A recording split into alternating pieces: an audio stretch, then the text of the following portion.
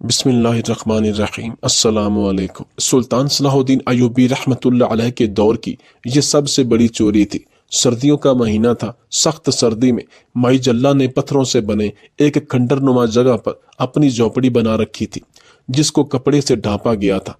यक सर्द हवा ने तो जैसे माई जल्ला की बूढ़ी हड्डियों को थर थरा कर रख दिया था। जब सर्दी की शिद्दत बढ़ी तो वो कांप कर उठ बैठी। दोनों होंठ बुरी तरह से कपकपा रहे थे।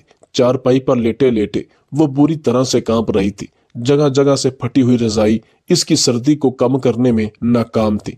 सोने की कोशिश कर रही थी कि यकदम इसे ख्याल आया। इस ख्याल ने इसे उठाकर बिठा दिया कि वो आवाज पुख्ता सी हो गई। कहने लगी, हाय मेरी तीनों ऊँटनियां जाड़े से कहीं मर न जाए। इसलिए जल्दी से जैसे ही इसने रजाई को पीछे किया, जगह जगह से फटे कपड़े इसे मजीद ठरठराने पर मजबूर करने लगे, क्योंकि इसे अपनी ऊँटनियों की बेहद फिक्र थी और इन्हीं के सहारे वो अपनी जिंदगी का गुजर बसर कर रही थी। अपनी फटी रजाई को हाथों में लिए वो धीरे धीरे चलते हुए झोंपड़े के एक जानिब आई, जहां तीनों ऊँटनियां आपस में जुड़ कर बैठी थीं। सर्दी के मारे कपकपा रही थी। इसने अपनी ऊँटनियों पर वो रजाई दे दी। वो ऊँटनियां बड़ी तशक्कुर भरी नजरों से माई जल्ला को देखने लगी। ऊँटनियों को तो इसने अपनी रजाई दे दी थी, लेकिन खुद कांपने लगी थी। माई जल्ला की उम्र तकरीबन 65 बरस थी। कमर बुढ़ापे की वजह से झुकी हुई थी। फिर से आकर अपनी चारपाई पर लेट गई। नीचे बिछा बिस्तर इसने ऊपर ले लिया था। चारपाई भी इतनी ढीली थी कि वो बीच में घुस गई थी। पूरी रात माई जल्ला कांपती रही थी। एक लम्हे को भी इसकी आंख न लगी, लेकिन दिल में जज्बा ईमानी इस कदर बुलंद था कि सब कुछ सह रही थी। कहती थी कि इस साल तीनों ऊँटनियों को बेचकर दिनार इकट्ठे करूंगी और अल्लाह का घर देखने जाऊंगी। हज की अदायगी करूंगी, फिर चाहे मौत आ जाए कोई परवाह नहीं। बस मेरी तो अल्लाह से यही दुआ है कि हज करने से पहले मुझे इस दुनिया से ना उठाए। मैंने कौन सा दुनिया कमानी है और ना ही मुझे दुनिया की किसी चीज की ख्वाहिश है सिवाय अल्लाह का घर देखने के। माई जल्ला को अपनी गुज़श्ता जिंदगी याद आने लगी। बचपन से जवानी और जवानी से बुढ़ापा सिर्फ मुशक्कतें ही काटी थी। इस औरत की जिंदगी में कोई लम्हा ऐसा ना था जिसमें इसको मुकम्मल खुशी नसीब हुई हो। छोटी सी थी जब अपने घर में बांधी ऊँटनियों, भेड़ और बकरियों को बड़े शौक से संभालती थी। अपनी माँ के साथ लगकर गाय के गोबर को उठाती, इसको दीवारों पर लगा देती। ये सब काम करते हुए इसने जवानी की दहलीज पर जैसे ही कदम रखा तो इसके वालिद ने इसकी शादी कर दी। ससुराल भी इसे ऐसा ही मिला था। घर के काम काज के साथ वो अपने मवेशियों का भी बहुत ख्याल रखती थी। एक दिन इसके शौहर ने जब इससे इसकी ख्वाहिश पूछी कि तुम बताओ तुम्हें क्या पसंद है, मैं तुम्हें वही चीज ला कर दूंगा। नई नई शादी हुई थी, इसलिए शौहर ने समझा कि शायद वो सोने के कांटे और खूबसूरत लिबास मांग लेगी और वो इसे ला देगा तो खुश हो जाएगी। लेकिन जो बात माई जल्ला ने कही वो सुनकर इसका शौहर पहलू बदल कर रह गया था। इसके शौहर का नाम अला बख्श था। ये कहने लगी, मुझे हज का शौक है अला बख्श, मुझे हज करवा दे। माई जल्ला का शौहर कहने लगा कि तू जानती है कि मेरा इतना काम नहीं कि मैं तुम्हें हज करवा सकूं और झूठे लारे में तुझे लगा नहीं सकता, लेकिन हाँ तुझे मैं रोज का खर्चा दूंगा, तू जमा कर लेना। आगे जैसे तेरे और मेरे रब सोने की मर्जी, वो हमारी नीयतों को हमसे बेहतर जानता है। माई जल्ला कहने लगी कि फिर तो सालों लग जाएंगे अला बख्श, कहीं मैं बूढ़ी ही ना हो जाऊं। ये सुनकर इसका शौहर हंसने लगा। कहने लगा, मैं तुझे बताता हूँ, तू पैसे जोड़ और इससे एक ऊँटनी खरीद ले और इस ऊँटनी पर खूब मेहनत करेंगे, अल्लाह इसमें बरकत डालेंगे। जब वो अच्छी सेहतमंद हो जाएगी फिर इसे अच्छी कीमत में बेचते ही तुम्हें अच्छे खासे दिनार मिल जाएंगे, जिससे तुम्हारा हज हो जाएगा। ये सुनकर वो बहुत खुश हुई, लेकिन उन्हीं दिनों वो उम्मीद से हो गई। इसके बावजूद इसने पैसे जमा करके एक ऊँटनी खरीदी। जैसे जैसे इसके वजूद में बच्चे ने परवरिश पाई, ऐसे ऐसे ऊँटनी ने भी परवरिश पाई, क्योंकि इसने बच्चे के साथ साथ ऊँटनी का भी बड़ा ख्याल रखा। बच्चे की विलादत के बाद भी वो ऊँटनी का बहुत ख्याल रखती रही, लेकिन बड़ा बेटा बहुत कमजोर पैदा हुआ था। एक बार इसे तेज बुखार हो गया और गांव में किसी के पास इलाज ना था। अला बख्श बहुत परेशान हो गया, तो फिर इसकी बीवी ने बड़े बेटे की खातिर वो ऊँटनी बेचकर दिनार लिए और दोनों मियाँ बीवी बच्चे को फलस्तीन से मिस्र शहर ले गए और बच्चे का इलाज एक हकीम से करवाया। इसका बेटा तो सेहत याब हो गया, लेकिन दिनार सारे खत्म हो गए थे। माई जल्ला की तो फिर से मेहनत और कोशिश जारी हो गई और फिर से दिनार जोड़ने लगी। वक्त यूं ही गुजरने लगा। वो रकम जमा करती, ऊँटनी पालती और जब इसे बेचकर हज के लिए जाने का वक्त आता तो कोई न कोई मसला खड़ा हो जाता। कभी बेटी का जहेज तो कभी बेटे की शादी। ऐसा कर कर के वो ऊँटनी बेच देती और दोबारा से मेहनत मुशक्कत में लग जाती। तमाम बच्चों के फराइज अदा करते करते माई जल्ला की उम्र 50 साल तक पहुंच गई थी कि इसका शौहर अल्लाह बख्श भी इसका साथ छोड़ गया। उस दिन तो माई जल्ला फूट फूट कर रोई थी। कहने लगी, अल्लाह बख्श, मुझे क्यों अकेला छोड़ गए हो? तुमने तो मुझसे वादा किया था कि दोनों मियाँ बीवी हज करने जाएंगे। तुम हज किए बगैर क्यों अल्लाह के पास चले गए? इसे लगा था कि शौहर के जाते ही बेटे इसे संभाल लेंगे, लेकिन इस मामले में वो खुश नसीब ना निकली। बेटों के रवैये आहिस्ता आहिस्ता माई जल्ला से बदलने लगे। पहले तो इसकी चारपाई एक फालतू कमरे में बिछा दी गई जहां पर घर का सारा कूड़ा करकट रखा जाता था। वहीं इसकी पुरानी सी चारपाई जो कि काफी ढीली हो चुकी थी इसके बेटों ने बिछा दी। कहने लगे, अम्मा तू एक बूढ़ी जान है, इतना बड़ा कमरा तू क्या करेगी? बच्चे अब एक कमरे में नहीं सोते, हमारा गुजारा मुश्किल है, इसलिए तेरा बड़ा कमरा बच्चों को दे देंगे। तीनों बेटों के दो दो बच्चे थे। माई जल्ला ने इस बात पर भी कोई एतराज ना किया, लेकिन इसके बाद बहू ने तो इसे खाना पानी भी देना छोड़ दिया। कहने लगी, हट्टी कट्टी औरत है, तू अपना बोझ खुद उठा। माई जल्ला ने ऊँटनियां पाल रखी थी, लेकिन इसका दूध निकाल कर बहुएं इस्तेमाल करने लगी। इसमें से वो माई जल्ला को कुछ ना देती, लेकिन इस ऊँटनी की देखभाल की सारी जिम्मेदारी माई जल्ला की थी। वो कभी कभार बीमार हो जाती और किसी बहू से कह देती कि ऊँटनी को जरा चारा डाल दो, तो वो उल्टे हाथ मारती, कहती कि हम फारिग नहीं हैं इन कामों के लिए, और भी बहुत से काम हैं हमें। वो बेचारी बीमारी के बावजूद अपनी ऊँटनी को संभालती थी। लेकिन जब बच्चों ने कहा कि अम्मा अब तू घर के साथ पड़ी खाली जगह पर चारपाई बिछाकर सो जाया कर, हमें ये फालतू कमरा भी अब चाहिए, क्योंकि इसे हम खाली करवा के बच्चों के लिए ऐसा कमरा बनाएंगे जहां वो सुकून से रह सके। ये सुनकर माई जल्ला तो गुस्से से बिफर उठी। कहने लगी, मैं क्या पालतू सामान हूं जो तुम लोगों का जहां दिल चाहता है मुझे फेंक देते हो? इस कमरे से काट कबाड़ उठाओ, लेकिन ये कमरा अब मैं ही रखूंगी। इसे कहना था कि तीनों बहुएं सास पर चीखने चिल्लाने लगी, बेटे भी चीखने लगे। लड़ाई झगड़ा बढ़ गया तो तीनों बेटों ने मां को धक्के देकर घर से निकाल दिया। साथ में मां की ऊँटनी को भी माई जल्ला को थमाया। एक बहू बोली, इस ऊँटनी को भी अपने साथ ले जाओ, हमसे ना संभाली जाएगी। माई जल्ला तो रो रो कर बेहाल हो गई। गांव के बहुत से लोगों ने इसके बेटों को समझाया, लेकिन वो कुछ भी सुनने को तैयार ना थे। कहने लगे, इस औरत ने तो हमारी जिंदगी नरक बना दी है, हम इसे अपने घर में नहीं रखेंगे, हमारे घर में कोई जगह नहीं है इसकी, ये सारी सारी रात खांसती है, बच्चे भी सो नहीं पाते। माई जल्ला बेचारी रोते धोते एक खंडरनुमा जगह पर चली गई। वहीं पत्थरों पर बैठी अपनी ऊँटनी की रस्सी हाथ में पकड़े रो रही थी।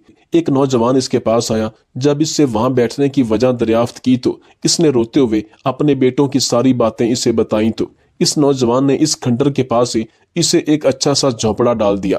इसने नौजवान लड़कों को बहुत दुआएं दी। माई जल्ला का अखलाक भी ऐसा था कि वहां पर आते जाते लोग इनसे काफी मानूस हो चुके थे। इस खंडर से कुछ दूरी पर ही एक कबाड़ वाला मौजूद था, जो अक्सर कचरा वगैरह चुनने के लिए इसकी जानिब आ जाया करता था। एक मर्तबा जब वो एक शाम वहां से गुजरा तो क्या देखा कि यह खंडर बिल्कुल वीरान पड़ा है। इक्का दुक्का ही लोग आ जा रहे हैं। एक जानिब एक झोपड़ी बनी है जिसकी छत पर तो कपड़ा है, मगर दीवार की सिर्फ एक जानिब चादर गिरी हुई है, बाकी दीवारों पर सिर्फ लकड़ी के बाले ही मौजूद हैं। और इसमें एक बूढ़ी औरत बैठी है। ना ही इस झोपड़ी में कोई चारपाई थी और ना ही वहां पर कोई और जरूरत का सामान था। वो अक्सर माई जल्ला को वहां पर अपनी ऊँटनी चराते हुए देखता था। सारा दिन माई जल्ला का अपनी ऊँटनी के साथ ही गुजर जाता और वो इसका जो ख्याल रखती जैसे वो इसका बहुत ही कीमती सरमाया हो। था तो वो भी गरीब, लेकिन माई जल्ला की हालत देखकर इसे इस पर तरस आने लगा था। भले ही इसका मुश्किल से गुजारा हो रहा था, मगर इसके बावजूद माई जल्ला की हालत देखकर और इसका अंदाज देखकर वो ये तो अंदाजा लगा चुका था कि ये कोई जद्दी पुश्ती गरीब या फिर खाना बदोश नहीं है, बल्कि किसी मजबूरी के तहत यहाँ रह रही है। वो कबाड़ वाला एक रोज अपने कबाड़ खाने आया। एक पुरानी बोसीदा सी चारपाई और कुछ जरूरत का सामान जिसे बेचकर इसे अच्छी खासी रकम मिल सकती थी, वो उठाकर माई जल्ला के पास चला आया। ये अपनी झोपड़ी के बाहर बैठी ताजा घास काट कर अपनी ऊँटनी को दे रही थी कि जब वो कबाड़िया जिसकी उम्र 40 साल थी इसके पास चला आया। माई जल्ला ने इस आदमी को देखा तो हैरत से इसके पास मौजूद सामान देखने लगी। तो वो आदमी कहने लगा कि अम्मा जी, आप ये सामान अपने पास रख लें, ये सब मैं आपके लिए लाया हूँ। ये सुनकर माई जल्ला की आंखें अशकबार हो चुकी थी। इसने इस आदमी का शुक्रिया अदा किया और फिर इससे वो सामान ले लिया। اس کی آنکھوں میں آنسو اس وجہ سے بھی آ جایا کرتے تھے کہ غیر لوگ اس کا اخلاق اور اس کی غربت دیکھ کر اس کا ساتھ دینے کے لیے تیار تھے۔ اکثر اس کھنڈر میں آنے جانے والے لوگ اس کی مالی مدد بھی کر دیا کرتے تھے اور بدلے میں مائی جلنا سے ڈھیروں دعائیں لیا کرتے تھے۔ مگر اس کی اولاد کے تین بیٹے ہونے کے باوجود وہ جھونپڑے میں رہ رہی تھی اور کسی بیٹے نے پلٹ کر یہ دیکھنے کی بھی کوشش نہیں کی تھی کہ ان کی اماں کہاں گئی ہے۔ خیر، یوں ہی وقت گزرتا گیا اور اس کی اونٹنی نے 2 بچوں کو جنم دیا۔ یہ دیکھ کر تو مائی جلنا کی خوشی کی کوئی انتہا نہ رہی۔ اس کی آنکھوں میں آنسو آ چکے تھے۔ وہ خوشی سے وہاں پر آنے والے ہر شخص کو بتا رہی تھی کہ میری اونٹنی نے بچے دیے ہیں۔ یہ اونٹنی نہیں بلکہ میری خواہش کو پورا کرنے اور مجھے حج پر لے جانے کا ذریعہ ہے۔ کچھ لوگ تو اسے ذرا پاگل سمجھتے تھے، یہی سمجھتے تھے کہ شاید مائی جلنا کا ذہنی توازن وقت کے ساتھ ساتھ بگڑتا چلا جا رہا ہے، کیونکہ ہر وقت اس کی زبان سے یہی باتیں نکلتی تھیں کہ یہ اونٹنی نہیں میرے حج کرنے کا وسیلہ ہے۔ آخر ایک دن اس سے کسی نے پوچھ لیا کہ یہ کیسے وسیلہ ہے؟ تم ان اونٹنیوں کو حج کرنے کا وسیلہ کیسے کہہ سکتی ہو؟ یہ سن کر مائی جلنا کہنے لگی کہ تم نہیں سمجھو گے، میرے شوہر نے مجھے کہا تھا کہ تم اونٹنیوں کو پال پوس کر بیچنا، تمہیں جو دینار ملیں گے اس سے حج کرنے کے لیے اللہ کے گھر چلی جانا۔ تبھی تو میں کہتی ہوں کہ یہ اونٹنیاں نہیں بلکہ میرے حج کا سامان ہے۔ یہ سن کر تو لوگ اس سے متاثر ہوئے بغیر نہیں رہتے تھے۔ وہ نہ کسی سے فالتو بات کرتی تھی اور نہ ہی اپنے دکھڑے روتی تھی، بلکہ ہمیشہ چہرے پر مسکراہٹ سجائے ہر ایک سے بڑی شگفتگی سے پیش آتی تھی۔ آج تک کسی نے مائی جلنا کو اپنے لیے جوخم اٹھاتے یا کام کرتے نہیں دیکھا تھا۔ سارا دن وہ اپنی اونٹنیوں کے خیال میں لگی رہتی۔ ایک اونٹنی اور اب اس کے بچوں کو وہ سنبھالتی رہتی، کبھی تازہ گھاس لا کر دیتی تو کبھی کوئی خاص جڑی بوٹی دور سے توڑ کر لاتی اور انہیں دیتی، اور پھر اونٹنی کا دودھ بیچ کر ہی وہ اپنا گزارا کر رہی تھی۔ نہ جانے کیسی برکت تھی کہ بڑے بڑے ذمہ داروں اور جاگیرداروں کی اونٹنیاں بھی اس قدر صحت مند نہ ہو پاتی تھی جتنی صحت مند اور قابل دید اونٹنیاں مائی جلنا کی تھی۔ ایک مرتبہ اسی گاؤں کا چودھری اس کھنڈر پر چلا آیا۔ جب اسے مائی جلنا کی اونٹنیاں وہاں پر گھاس چرتی ہوئی نظر آئیں، ایسی صحت مند اونٹنیاں چودھری نے تو عام طور پر کسی کے پاس بھی نہیں دیکھی تھی۔ پاس کھڑا شخص کہنے لگا کہ یہ اونٹنیاں مائی جلنا نامی عورت کی ہیں جو یہیں ایک جھونپڑی میں رہتی ہے۔ یہ سن کر چودھری میں لالچ آیا تھا۔ وہ چلتا ہوا اس جھونپڑی کے پاس آیا جہاں پر مائی جلنا رہتی تھی۔ مائی جلنا نے جھونپڑی کے باہر لوگوں کی آواز سنی تو فوراً چہرہ چھپائے باہر نکل آئی۔ دیکھا تو سامنے گاؤں کا چودھری کھڑا تھا۔ کہنے لگا یہ اونٹنیاں آپ کی ہیں؟ تو مائی جلنا نے فوراً ہاں میں سر ہلایا۔ وہ بڑی ہی ہچکچا رہی تھی۔ پھر اس کے سامنے گاؤں کا چودھری کہنے لگا بڑی ہی اچھی اونٹنیاں ہیں، اگر تم چاہو تو میں تمہیں ان کا معاوضہ دے سکتا ہوں، تم اس جھونپڑی سے نکل کر پکے گھر میں رہ سکتی ہو۔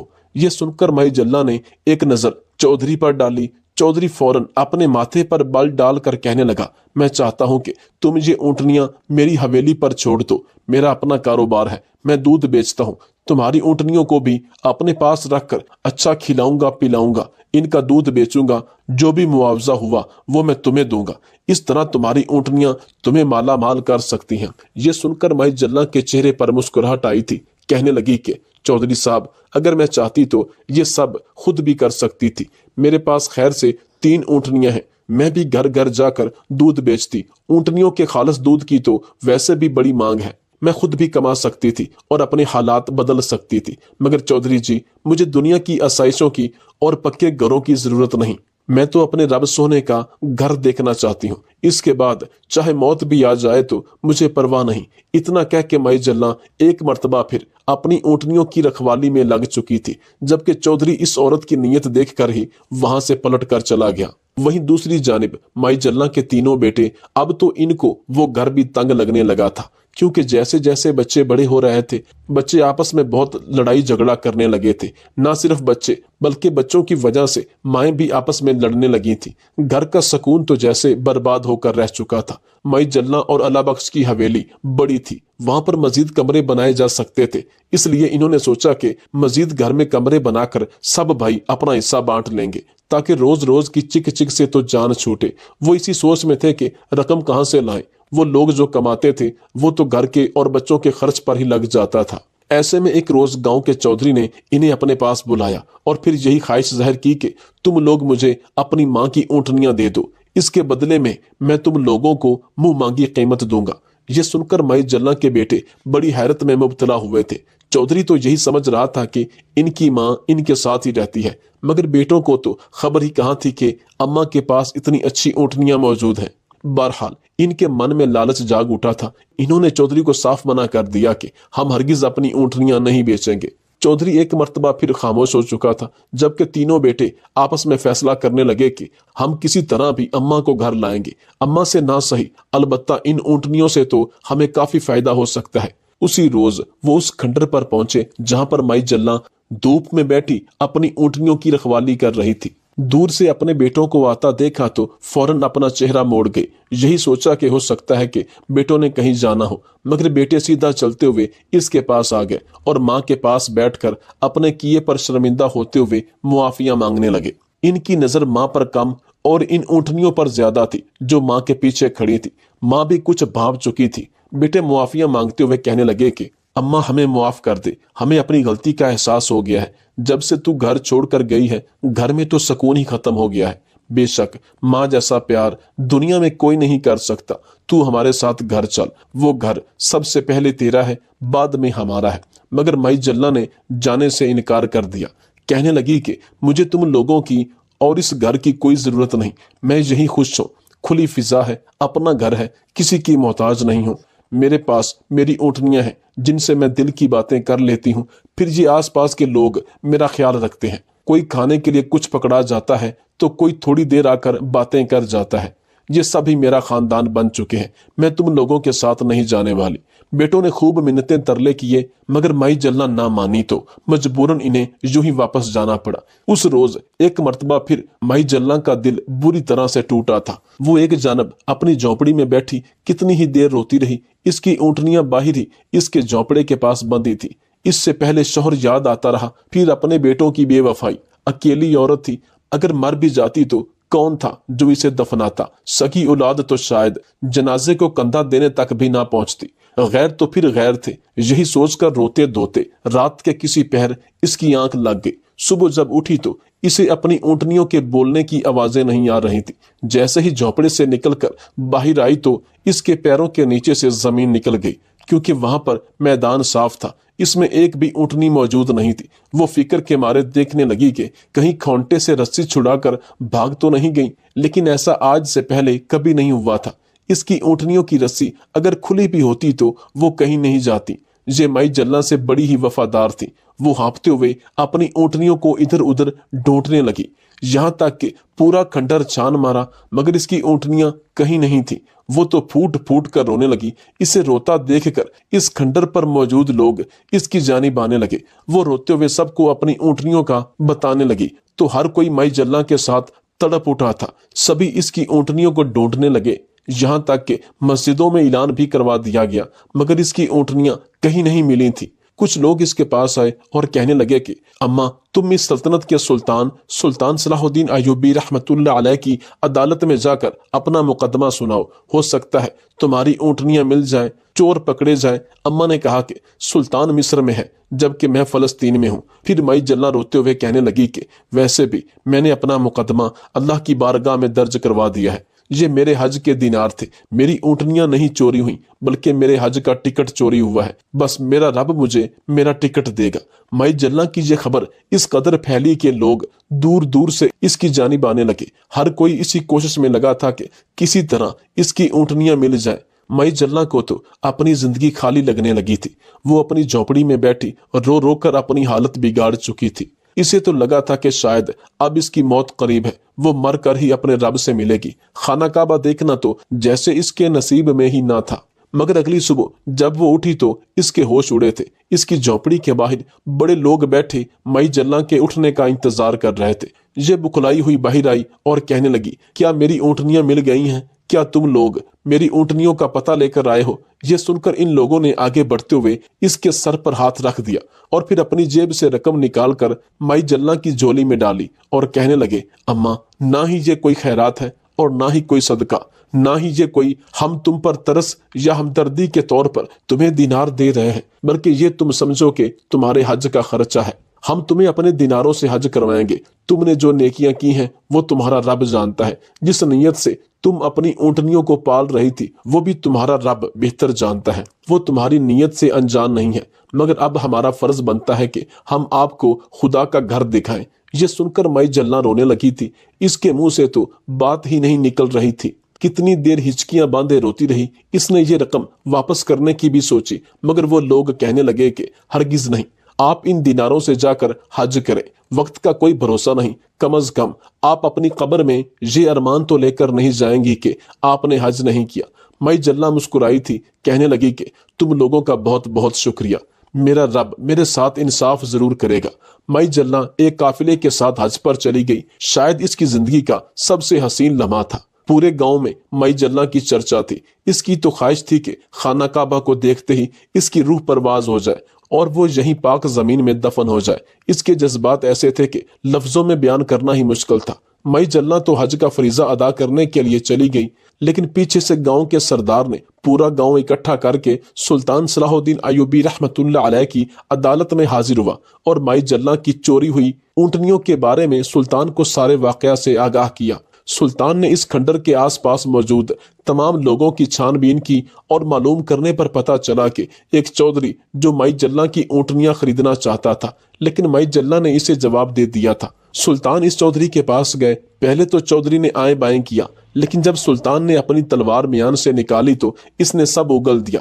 مائی جلنا جب حج کا فریضہ سر انجام دے کر واپس لوٹی تو گاؤں والے پھولوں کے ہار لے کر استقبال کو آئے تھے۔ سبھی اس کو لے کر کھنڈر کے اس جھونپڑے میں پہنچے تو مائی جلنا ٹھٹک کر رکی تھی، کیونکہ اس کی تینوں اونٹنیاں اس کے جھونپڑے کے باہر یوں ہی بندھی ہوئی تھی جیسے پہلے بندھی ہوا کرتی تھی۔ وہ حیرت سے لوگوں کا چہرہ دیکھتی اور پھر ان اونٹنیوں کو مارے خوشی کے وہ دوڑتے ہوئے اپنی اونٹنیوں کے پاس آئی اور انہیں سینے سے لگا کر رونے لگی، کہنے لگی کہ یہ اونٹنیاں کہاں سے آ گئیں، یہ تو چوری ہو گئی تھی۔